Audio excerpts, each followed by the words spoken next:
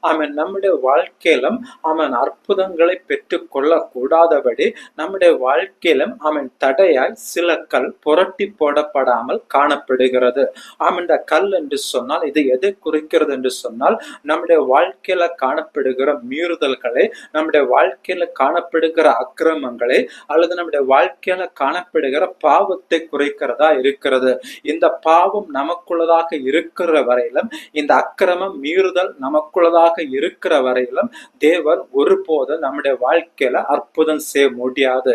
எப்பொழுது இந்த குகையின் வெளியே வைக்கப்பட்டிருக்கிற அந்த கல் புரட்டி போடப்படுகிறதோ அப்பொழுதுதான் தேவன் அந்த இடத்துல அற்புதம் செய்ய முடியும். அதே போலதான் நம்முடைய வாழ்க்கையிலும் நாம் எப்பொழுது நம்முடைய அக்கிரமங்களை பாவங்களை அறிக்கை செய்து விட்டு விடுகிறோமோ அப்போதுதான் தேவன் நம்முடைய வாழ்க்கையிலும் அற்புதம் செய்ய